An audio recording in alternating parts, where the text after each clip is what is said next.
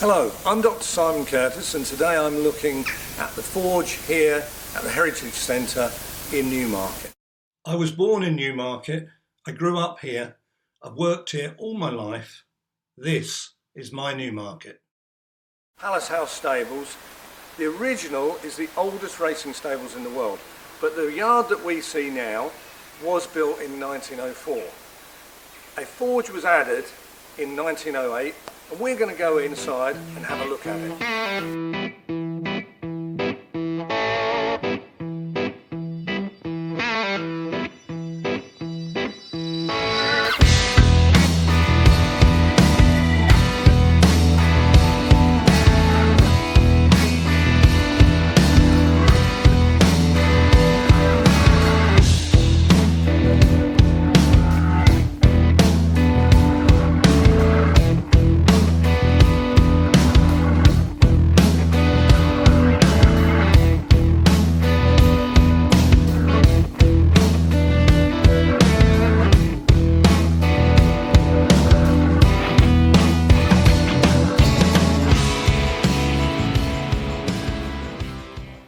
So we're in the forge at Palace House Stables, which was built in 1908, so over 110 years old, and it was used up until the 1980s, and by pure coincidence the last farrier to use this was my Uncle Peter.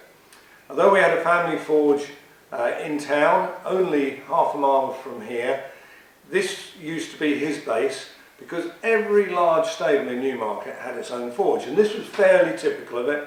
It was always a one angle forge, nice fire. Originally this forge had bellows, but of course then later on, by the time I knew it as a boy, it had an electric fan behind it, blowing away there.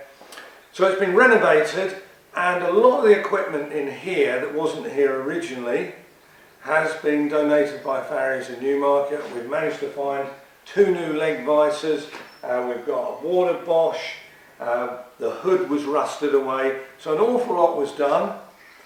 And you can actually see on the wall here that these are not Farriery's tools, but we had these donated. They're Blacksmith tools, but at least they look nice. So the forge here now is starting to be used on a daily basis for the tourists who come and visit. And farriers give up their time to come in here and make shoes and talk to the visitors to the museum and tell them about what a farrier does and what the role of a farrier is, especially in racing. This is the old original fireplace from 1908, and one of the things that's interesting about it is that it still has a clinker hole here. A lot of old forges had those, so that when you raked the fire out and got your clinker out, you could just drop it straight in there, hot, you can see down it goes, and then you collect all the clinker there, and eventually you get a shovel under there and clean it all out. During the renovation of this forge, we asked the farriers, the local farriers, for leg vices, and actually we got offered 5, which explains why there's 2 here.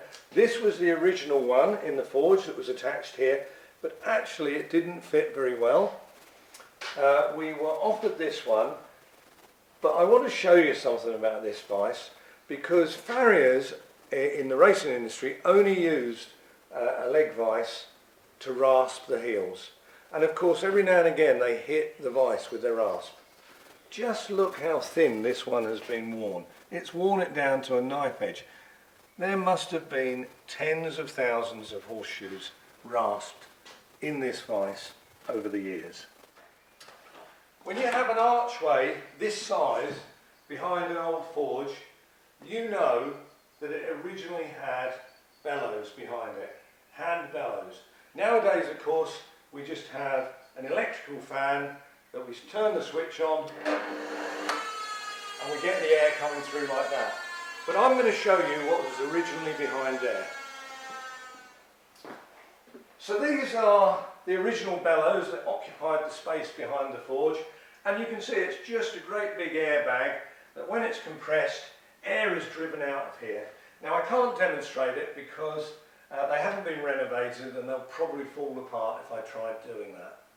Alright, we've had a look at an electric powered fan to produce a rush of air to drive the coke, and we've looked at the old technology, which is the original bellows, but there was an intermediate technology where it's a hand driven bellows. And now I'm going to use a prop to demonstrate something. I don't often use props, but let's use this prop here and let's have a look. Okay, in order to demonstrate the power from this hand cranked old fan, I've got somebody in to crank it, and I will use my prop here to demonstrate.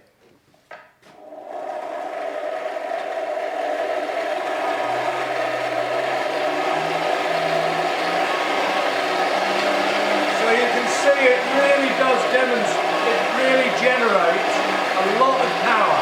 That would be every bit as powerful as either the old type of bellows or the new type of electrical driven fan. It's a great intermediate piece of technology. So you saw just how powerful this is, generating a huge amount of air being pumped through it. This is a mobile fan and was almost certainly an army field fan, so part of an army forge setup where it could be transported from place to place. In the renovation of this forge here at the Newmarket Heritage Centre, this window was cut through to allow the public to have a really good view of this forge, and it's worked brilliantly. We're going to have some of the public in a few minutes to have a look, but I'm not going to be making shoes to demonstrate, although sometimes that does happen. Today I'm just going to be talking to them about the role of the farrier in racing and showing them the difference between racing plates, steel shoes and things of that nature. Thank you for watching this walk around of the Heritage Forge at the Newmarket Racing Museum. If you have any comments or questions, please put them in the comments column, and if you liked it, then please subscribe to this channel.